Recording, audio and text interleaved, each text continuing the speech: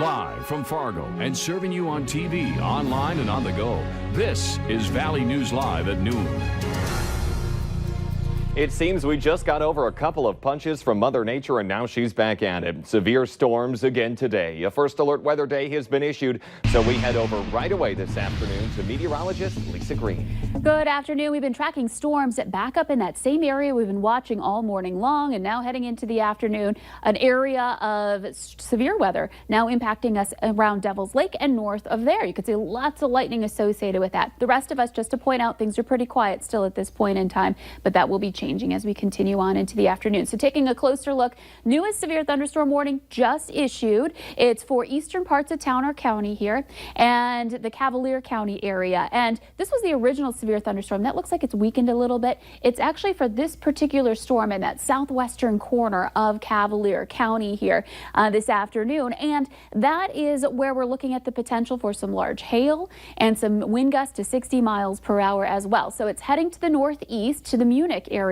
And so we're looking at you being kind of right in the bullseye for that potential for some large hail and, again, more strong wind gusts. And you just had this storm roll through, which is just south of the Wales area right now. Again, this is all moving to the northeast and putting a track on that at 40 miles per hour. Of course, it's hitting Munich right now and then heading up toward the Wales area too here as we start off this afternoon. A couple of things I'm looking out for. We have the potential for a tornado or two this afternoon, and I'm just keeping an eye on our velocity scans here, seeing a little green and red, just indicating some broad areas of some general spin going on within that storm.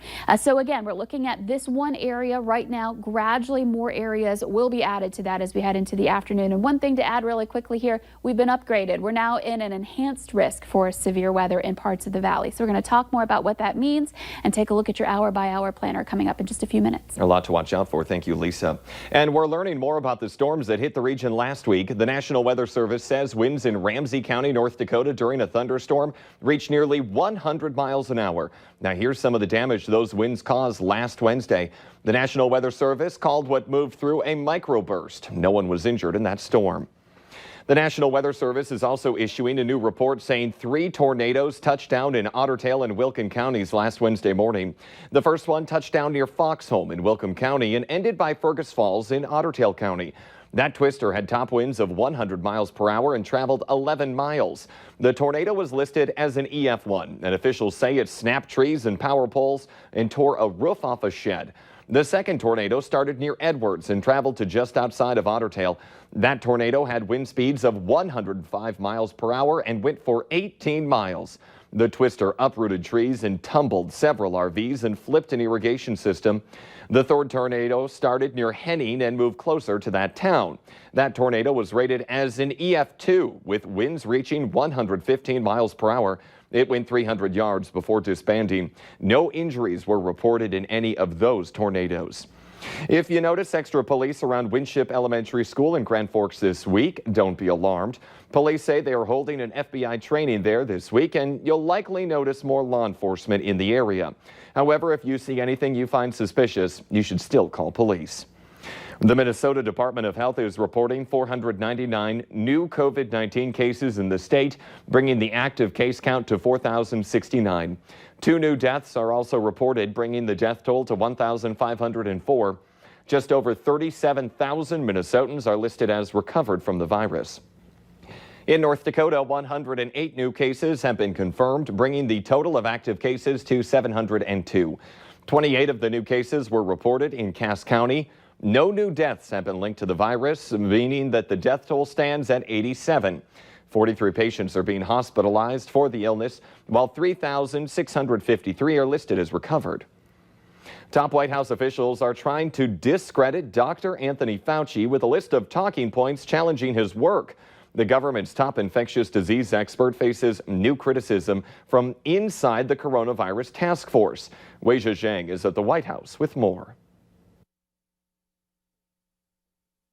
Dr. Fauci said don't wear masks, and now he says wear them. And He said numerous things. In a recently released interview, President Trump appeared to blame Dr. Anthony Fauci for the administration's mixed messages about the coronavirus earlier in the pandemic. And White House advisor Peter Navarro issued a statement listing remarks by Fauci he claims are inaccurate. Telling CBS News, Fauci is saying that a falling mortality rate doesn't matter. Fauci has warned against taking comfort in the dropping death rate, which is no longer falling. There's so many other things that are very dangerous and bad about this virus.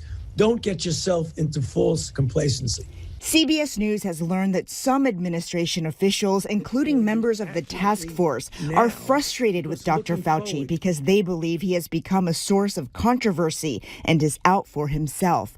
Dr. Fauci told the Financial Times he has not briefed President Trump in over 2 months, but in public he's gotten more blunt about the crisis. Compare us to other countries. I don't think you can say we're doing great.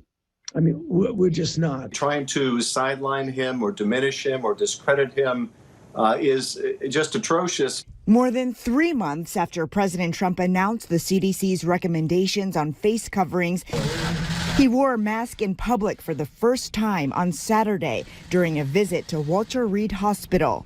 Surgeon General Jerome Adams said on Face the Nation the administration is trying to correct earlier guidance about wearing masks. You learn more, you change those recommendations. Our recommendations have changed. Okay. Now, people of America, important to know you should wear a face covering. Dr. Fauci told the Financial Times that he hasn't personally briefed the president in more than 2 months. It's now official. Washington, D.C.'s football team is changing its name. The team says both the team name and the logo, both long considered offensive to and a slur against Native Americans, are being retired. A new name is in the works and has not yet been announced. Owner Dan Snyder has long resisted calls to make a change, famously telling USA Today in 2013 he would, quote, never change the name, and that the paper could print the word never in all caps. In our consumer alert this afternoon, Volvo has issued a recall alert. The automaker is recalling more than 300,000 vehicles involving several models between 2007 and 2018. This includes the V70, XC70, and S80. The vehicles may have seatbelts that fail to properly restrain passengers in the event of a crash. Volvo will notify owners and dealers, and they will replace the seatbelt anchor cable for both front seats.